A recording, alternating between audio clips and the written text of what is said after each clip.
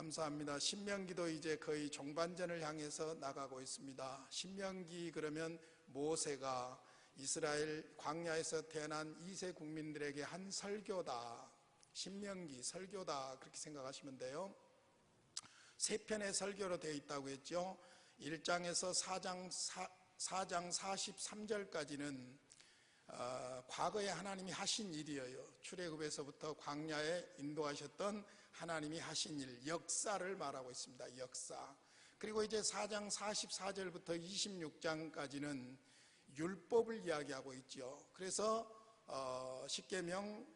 십계명인 절대법과 의식법과 시민법을 다시 시내산에서 받았던 것을 하나님께서 2세 국민들에게 모세를 통해서 교육하시는 것입니다. 그래서 사실은 첫 번째 설교가 역사라고 한다면 두 번째 설교는 율법이라고 볼 수 있죠. 그래서 첫 번째 설교가 과거라고 한다면 두 번째 설교는 현재라고 말할 수가 있습니다. 그리고 이제 세 번째 설교가 27장에서 마지막 34장까지인데 이것은 애언이라고 볼 수 있어요. 미래에 하나님께서 하실 일을 말씀하고 있는데, 여러분들이 이제 어떤 주석을 보면은 신명기가 4편의 설교로 되어 있는 걸로 분류하기도 합니다.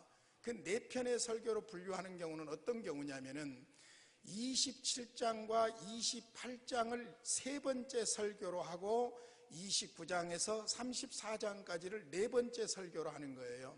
왜 그러냐면은 27장과 28장이 굉장히 중요한 부분이에요.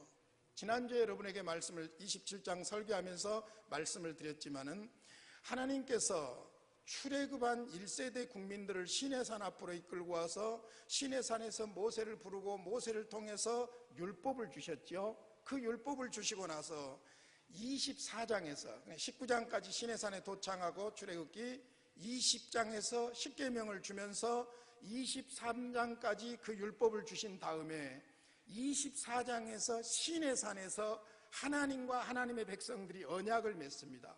율법을 중심으로 해서 율법을 선포하고, 하나님께서 이스라엘 백성들에게 모세를 통해서 선포하고, 이스라엘 백성들은 이 율법대로 순종하겠습니다 하고 돌기둥을 세우고 율법을 기록하고 서약을 하게 되는 것이죠. 그래서 이것을 시내산 언약이라 그럽니다.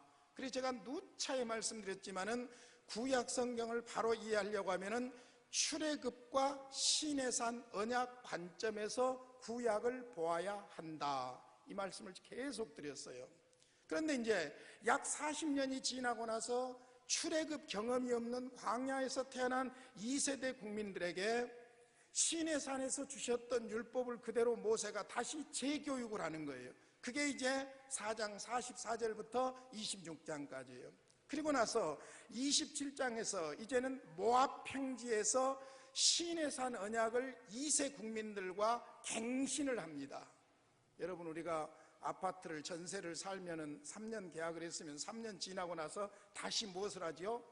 계약을 갱신한다고 그러죠. 다시 계약한다는 말이죠. 그러니까 시내산에서 맺었던 언약을 광야에서 태어난 2세 국민들과 재계약을 하는 거예요. 갱신이라고 그래요. 이것을 모압 평지에서의 갱신이라고 그러죠. 그것이 27장과 28장입니다. 그럼 27장에서는 계약 형식의 이야기가 쭉 되어지는 것을 볼 수 있고, 이제 28장에서는 언약에 대한 경고들로 주고 있습니다. 그러니까 27장과 28장이 같은 모압 평지에서 언약을 갱신해 주신 사건이라고 볼 수 있죠. 이것을 소위 세겜에서 맺은 언약이라고 말할 수 있습니다. 그런데 지난번에 27장에 보니까 마지막 부분에서 무엇이 많이 강조되고 있었냐면은 저주가 많이 강조되고 있었습니다. 구체적으로 12가지 저주가 나왔어요. 그래서 유명한 세겜의 12저주라는 그런 명칭을 갖고 있는 것이죠.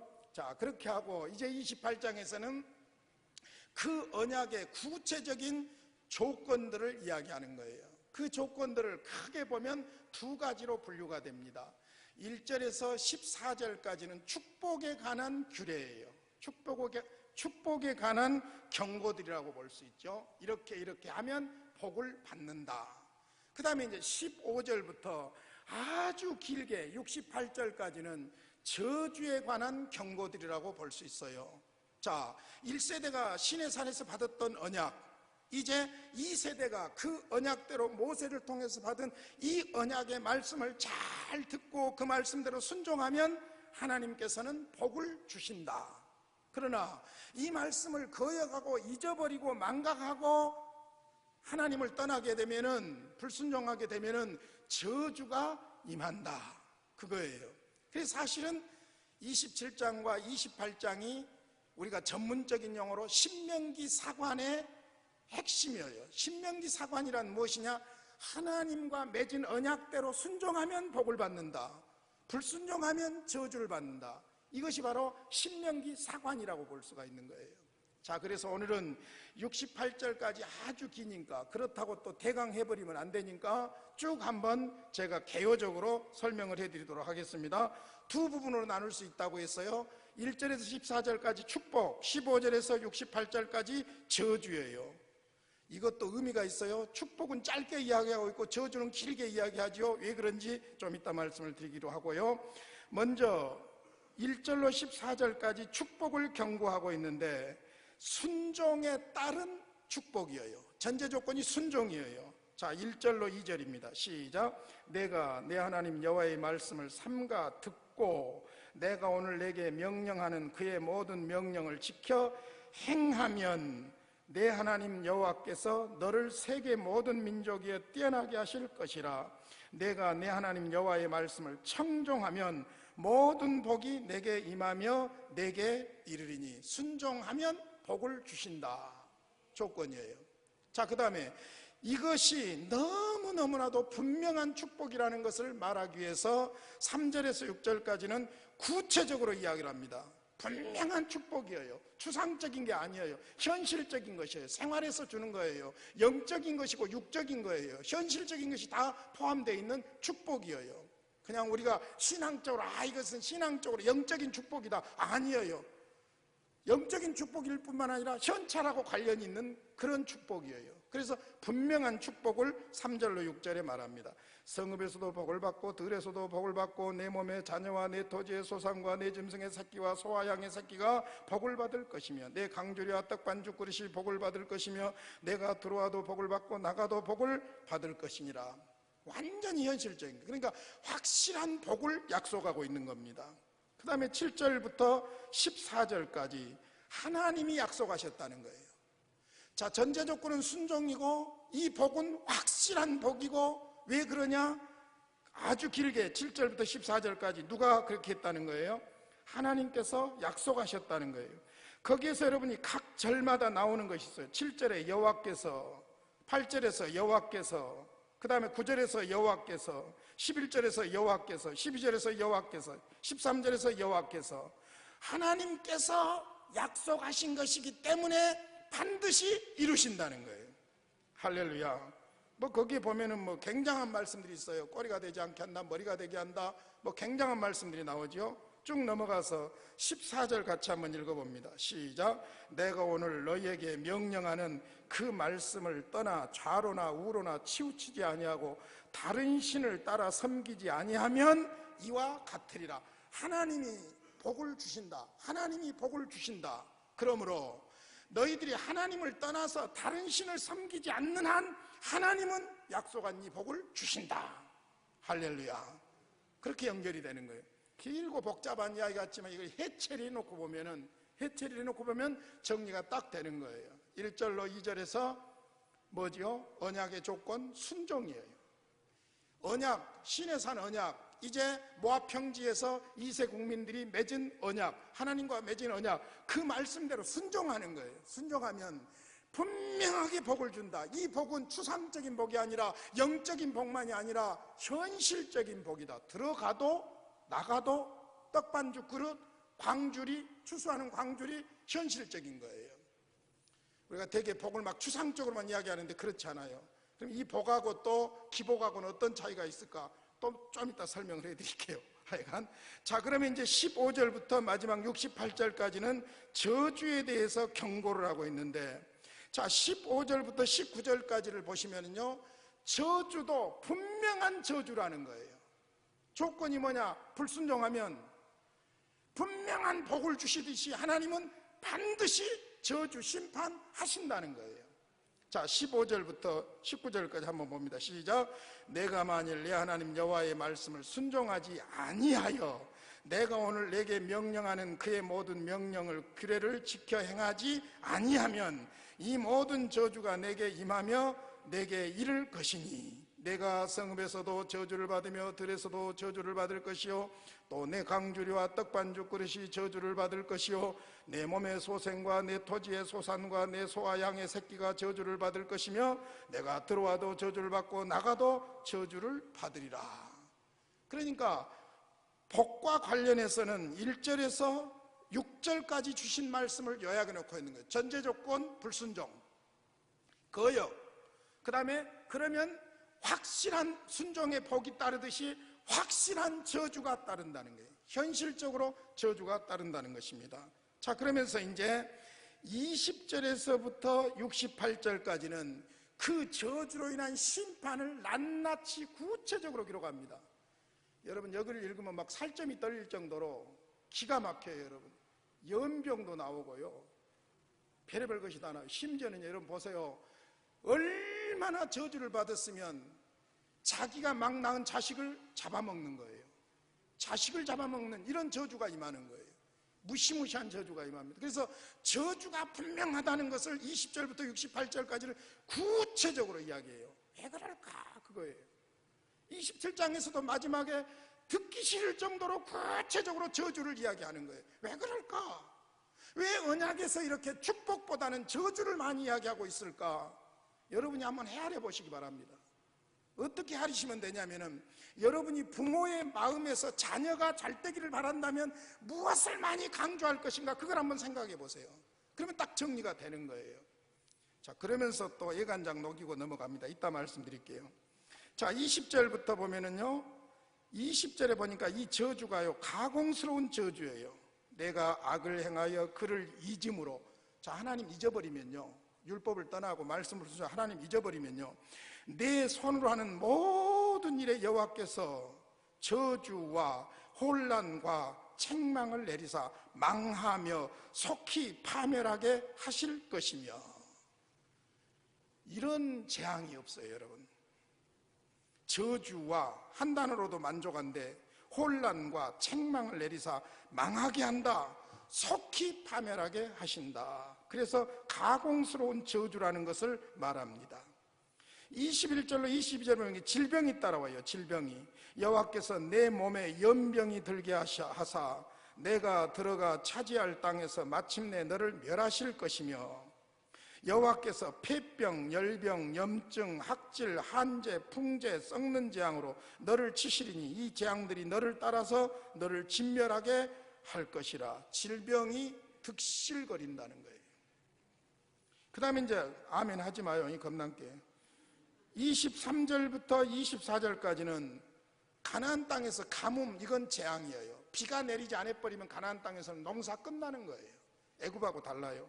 가뭄의 저주가 내립니다. 내 머리 위에 하늘은 노시 되고 내 아래의 땅은 철이 되. 노시고 철이니 물이 나올 리가 없는 것이죠. 이 가뭄을 말하는 거예요. 여호와께서 비 대신에 티끌과 모래를 내 땅에 내리시리니 그것들이 하늘에서 내 위에 내려 마침내 너를 멸하리라. 비가 와야 땅이 촉촉이 적셔지고 그래야 새싹이 돋아날 텐데 계속 가물어 버리니까 땅이 황폐화돼 가지고 모래가 막 날아다니는 거예요. 이런 저주를 준다는 거예요. 그 다음에 25절부터 26절까지는 전쟁하면 반드시 패배한다는 거예요. 여호와께서 내 적군 앞에서 너를 패하게 하시리니 내가 그들을 치러 한 길로 나가서 그들 앞에서 7길로 도망할 것이고 내가 또 땅의 모든 나라 중에 흩어지고 내 시체가 공중의 모든 새와 땅의 짐승들의 밥이 될 것이나 그것들을 쫓아줄 자가 없을 것이며. 전쟁에서 패배하고 처참하게 죽음을 당한다는 거예요. 27절에서 29절까지는요 정신적이고 육체적인 토탈 질병이에요. 정신적이고 육체적인 고통을 당한다는 거예요. 여호와께서 애굽의 종기, 치질, 괴질, 괴혈병, 피부병 이것으로 치고 내가 치유받지도 못하고 여호와께서 또 너를 미치는 것, 정신병자지요, 눈먼 것 정신병으로 치시리니 맹인이 어두운 데서 더듬는 것과 같이 내가 백주에도 더듬고 내 길이 형통하지 못하여 항상 압제와 노락을 당할 뿐이니 너를 구원할 자가 없을 것이며, 정신적으로 육체적으로 완전히 고통을 당하게 된다는 거예요. 그 다음에 30절부터 35절까지 보면 무섭습니다. 압제를 당하고 강탈을 당한다는 것을 말합니다. 이제 아수르가 옴으로 말미암아 북쪽 이스라엘이 망했던 상황이 떠오르고, 바벨론이 옴으로 말미암아 남쪽 유다와 예루살렘이 망했던 것이 떠오르는 장면들이에요. 압제와 강탈을 당하는데 여기 읽으면서 막 겁이 나는 거예요. 겁이. 내 여자가 약혼하였으나 다른 사람이 그 여자와 동침할 것이요, 집을 건축하였으나 거기에 거주하지 못할 것이요, 포도원을 심었으나 내가 그 열매를 따지 못할 것이며, 내 소를 내 목전에서 잡았으나 내가 먹지 못할 것이며, 내 나귀를 내 목전에서, 쭉 보세요. 32절 자녀를 다른 민족에 빼앗기게 되고, 33절 토지 소산 수고하고 얻은 내가 알지 못하는 민족이 먹어버리고 너는 압제와 학대를 받을 뿐이고, 35절 여호와께서 내 무릎과 다리를 쳐서 고치지 못할 심한 종기를 생기게 하여 발바닥에서부터 정수리까지 이르게 하시리라. 이런 압제와 강탈을 당하게 된다는 겁니다. 그 다음에 36절에서 37절은 추방을 당합니다. 거기서 끝나는 것이 아니라 나라가 무너지고 포로로 잡혀가고 웃음거리가 되고 이런 일들이 벌어진다는 겁니다. 그 다음에 38절에서 44절까지는 흉작으로 인해서 경제가 엉망이 된다는 거예요. 내가 많은 종자를 들에 뿌릴지라도 메뚜기가 먹음으로 거둘 것이 적을 것이며, 여러분 실질적으로 구약의 이스라엘 백성들이 메뚜기 떼로 인해서 재앙이 내린 경우가 한두 번이 아니에요.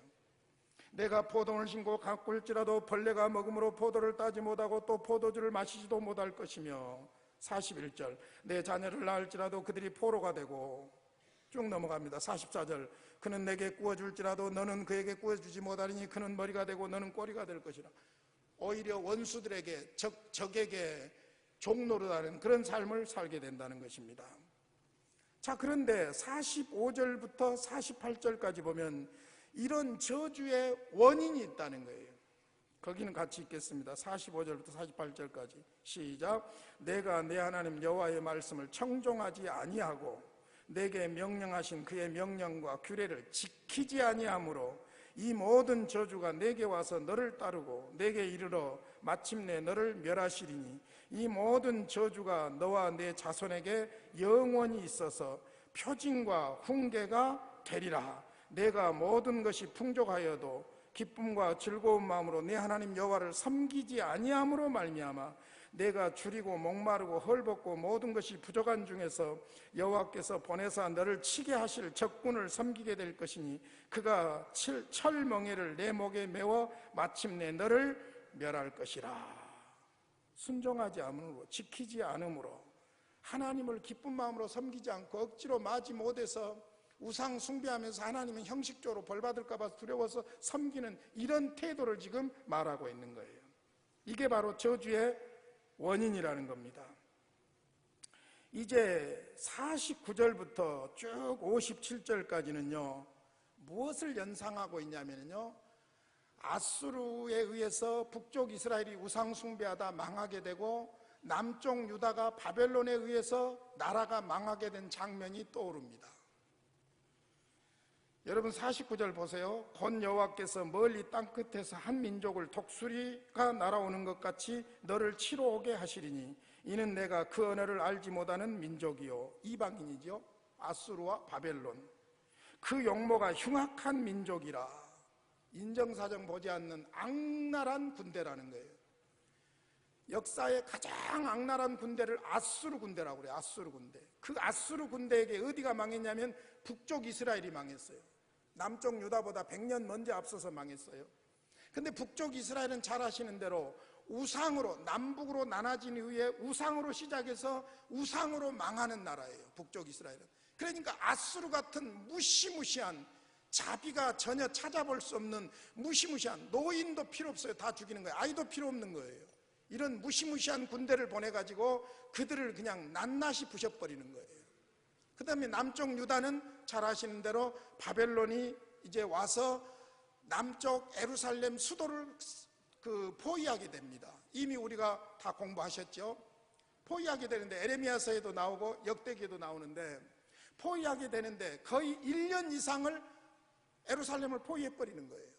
그러니까 밖으로 나갈 수도 없고 밖에서 안으로 들어올 수도 없고, 그러니까 그 좁은 예루살렘 성 안에서 백성들이 먹을 것이 없으니까 서로 무슨 일이 벌어지냐면 자식을 잡아먹는 일이 벌어지는 거예요. 오늘은 내 자식 먹고 내일은 네 자식 먹자는 이런 사건이 벌어지는, 이게 역사적인 사건이에요. 그걸 이미 신명기에서 말씀하고 있는 거예요. 그러니까 왕정시대에 선지자들을 보내셔서 선지자들을 통해서 주셨던 메시지가 뭐냐면은 바로 신명기적인 사관이에요. 우리 조상이 시내산에서 맺었던 언약, 우리 조상이 요단강을 건너기 전에 모압 평지에서 갱신했던 언약, 그 언약에 불순종하고 하나님을 망각하고 우상을 숭배함으로 말미암아 이런 일이 벌어진다, 회개하라, 이것이 선지자들의 메시지예요. 그런데 듣지를 않았어요. 그래서 결국 그처럼 비참하게 망하게 되는 것이죠. 57절까지 너무너무 비참해서 읽기가 가슴이 아플 정도예요. 53절 볼까요? 내가 적군에게 에워싸이고 맹렬한 공격을 받아 곤란을 당함으로 내 하나님 여호와께서 내게 주신 자녀 곧 내 몸의 소생의 살을 먹을 것이라. 57절 자기 다리 사이에서 나온 태와 자기가 낳은 어린 자식을 남몰래 먹으리니 이는 내 적군이 내 생명을 에워싸고 맹렬히 쳐서 곤란하게 하므로 아무것도 얻지 못함이니라. 여러분, 이것이 남의 일 같습니까? 무슨 그거 뭐죠? 병아리, 닭에 병이 오니까 달걀을 못 먹게 하니까 난리가 났잖아요. 달걀 그거 좀 공급이 안 되니까 난리가 나버렸잖아요. 뭐 굉장히 신사인 척 숙녀인 척 하지만 며칠 굶어봐요, 눈동자 빨개지면 사람이 아니에요. 그러죠? 그리고 죄송하지만 나는 날마다 감사한 것이 뭐냐면은 북한에서 예를 들어서 김정은이가 머리 헷가닥 해가지고 해갔나 날려가지고, 목포에는 머니까 안 오겠지만은 아무튼 어디 가까운 데 도시에 하나 떨어져 놓으면 나라가 연금 넣었다고라. 여러분, 전쟁이 일어나고 만약에 문제 생기면 연금 넣는 것이 무슨 소용이 있다요? 전자 다 시스템 깨져버리고 다 소용없는 거예요. 다 소용없는 거예요. 그러니까 여기에 나와 있는 저주를 굉장히 옛날 이야기로만 생각하는데 오히려 옛날보다 지금 더 처참한 저주가 임할 수도 있는 거예요. 저녁에 꿈자리 사나기 이런 이야기 자꾸 해서 미안한데 어찌됐든 그래요. 자, 그 다음에 이제 58절부터 68절까지는 질병과 추방으로 말미암아 민족이 망하게 된다는 거예요. 여러분, 이 말씀대로 됐어요. 이제 여러분들이 최소한 신명기 이제 다 끝나가요. 29장 30장에서는 말씀을 요구사항들을 말씀하고 모세가 노래를 지어가지고 노래로 말씀을 가르치고, 그 다음에 후계자 여호수아를 세우고 언약의 보증이 바뀌어지면서 마지막 34장에 가서는 모세가 죽음으로 신명기 끝나요. 다 돼가요 지금 여러분. 그러니까 최소한 모세 오경, 창세기, 출애굽기, 레위기, 민수기, 신명기, 모세 오경을 배운 입장에서는 이제는 구약을 딱 보시면은 어떻게 보셔야 되냐면은 신명기적인 사관으로 딱 구약을 보시면은 정리가 되는 거예요. 자, 그러면 그것이 구약을 보는 사관이냐, 오늘 우리 믿는 그리스도인들의 삶을 보는 사관이에요. 그건 좀 이따 말씀드릴게요 또. 자, 그래서 마지막 68절로 가겠습니다. 64절 다 읽었으면 좋겠지만 시간이 없으니까, 시간이 다 돼버렸어요 지금. 64절 같이 읽겠습니다. 시작. 여호와께서 너를 땅 이 끝에서 저 끝까지 만민 중에 흩으시리니 내가 그곳에서 너와 내 조상들이 알지 못하던 목석 우상을 섬길 것이라. 68절 시작. 여호와께서 너를 배에 싣고 전에 내게 말씀하여 이르시기를 내가 다시는 그 길을 보지 아니하리라 하시던 그 길로 너를 애굽으로 끌어가실 것이라. 거기서 너희가 너희 몸을 적군에게 남녀 종으로 팔려 하나 너희를 살 자가 없으리라. 나라는 망하고 포로로 잡혀가고. 여러분, 바벨론 포로나 아수르 와서 망하게 하는 것이 우연한 일이 아니에요. 신명기에 소위 시내산 언약과 모압 평지에서의 언약 갱신이 그대로 이루어지고 있는 거예요. 자, 여기서 이제 시간이 다 됐으니까 신명기 사관에 대해서 좀 이해를 하시고 넘어갈 필요가 있어요. 신명기 사관이란 무엇이냐? 아까 말씀드린 대로 시내산 언약대로 순종하면 복을 받는다. 그 다음에 거역하면 저주를 받는다. 자, 그러면 여기에서 이 신명기는 쉽게 생각하세요. 누구에게 주신 말씀이냐면은 출애굽한 구원받은 하나님의 백성들에게 주신 계약이에요. 아무에게나 주는 게 아니에요. 자, 여기에서 복과 저주의 개념을 잘 아셔야 돼요. 우리는 기복적인 축복의 이야기가 아니에요. 제가 늘 구별을 해드렸어요. 창세기 1장 28절에 하나님이 인간을 창조하시고 나서 맨 처음 주신 것이 무엇이라고요? 복을 주셨다. 그것을 빠라크라고 해요. 빠라크, 히브리어로 빠라크. 이건 뭐냐? 우리가 어떤 행위를 한다든지 우리의 어떤 도덕적이고 윤리적인 조건과 아무 상관없이 그냥 주시는 거예요. 이걸 다른 말로 은혜라고 그래요. 그래서 이것이 이제 신약 성경에서는 소위 율로기야, 그래가지고 구원이라는 개념으로, 은혜라는 개념으로 정리가 되는 거예요. 그러니까 창조도 구원도 하나님의 은혜인 줄로 믿습니다. 선물이에요, 선물. 우리가 무엇을 해도 얻는 것 아니에요. 그런데 이제 하나님께서 우리를 창조하시고 나서 하나님과 교제하시기 위해서 하나님의 형상대로 창조하시고 우리에게 복을 주시고 그 복으로 인해서 생육하고 번성하면서 하나님의 사명을 감당하는 거예요. 자, 그러면 그 사명과 관련한 복이 이제 그 바라크 개념과 다르다는 것이죠. 그것을 잘 설명해 주는 것이 이제 출애굽기 24장 1절 이하에 나와 있는 시내산 언약이에요. 이건 뭐냐면은 같은 복도 지금 신명기 27장 28장에 나와 있는 복이라는 개념과 같은 개념이에요. 여기는 바라크가 아니에요. 아샤르 그럽니다. 아샤르. 아샤르라는 말은 무슨 말이냐면은 구원받은 하나님의 백성들이 하나님의 말씀대로 순종할 때 하나님께서 주시는 복이에요. 할렐루야. 그러니까 여러분들께서 복이라는 개념을 부정적으로 생각하지 마세요. 일단 구원의 은혜의 복을 주셨어요. 구원받은 우리가 구원받은 자녀답게 하나님의 말씀에 순종할 때에 하나님께서 약속하신 복이 있어요. 할렐루야. 그러니까 하나님의 백성들에게 주신 것이 신명기예요. 하나님의 백성들에게 주신 거예요. 그러니까 사실은 불신자에게 요구한 게 아니에요. 신자에게 요구한 거예요. 우리는 이미 구원의 복을 받은 거예요. 무엇을 함으로 복을 받는 것이 아니라 이미 출애굽을 했어요. 이미 구원을 받았어요. 구원받은 사람들로서 십계명을 지킴으로 구원을 받는 것이 아니라 십계명을 기준으로 해서 오히려 그 계명대로 순종하고 살아갈 때 하나님께서 우리의 삶에 복을 주시는 거예요. 그러나 그 말씀을 불순종하게 될 때 어떤 일이 벌어지는 거예요? 저주가 임하는 거예요. 이게 신명기 사관이에요. 자, 그러면 잘 보세요, 여러분. 이 하나님의 약속 가운데 저주가 자꾸 나와요. 27장에서도 듣기 싫을 정도로 저주가 나오고 28장에서도 성경 구절로 보면 14절까지밖에 복은 이야기 안 하고 15절부터 무려 68절까지 저주를 이야기하는 거예요. 왜 그러느냐? 거기에 바로 하나님이 하나님의 백성을 얼마나 사랑하시는가 하는 마음이 들어있는 거예요. 여러분, 아직 불에 대해서 아무런 개념이 없는 자녀들에게 불을 가르친다면은 불의 유익을 먼저 가르치겠습니까? 불의 해를 먼저 가르치겠습니까? 불의 해를 먼저 가르쳐야죠. 애비하고 손 못 대게 해야 돼요. 그러죠. 불이란 건 좋은 것이다. 따뜻하게 해준 것이고 밥도 해준 것이고, 그러니까 막 몸에 안 올라가고 그냥 막 그런 분위기를 주면 어떻게 되겠어요? 불의 위험에 죽지요. 그러니까 불 이건 무서운 것이다. 애비하면서 불의 무서운 면을 강조하는 것이 당연히 아이를 사랑하는 부모의 입장인 줄로 믿습니다.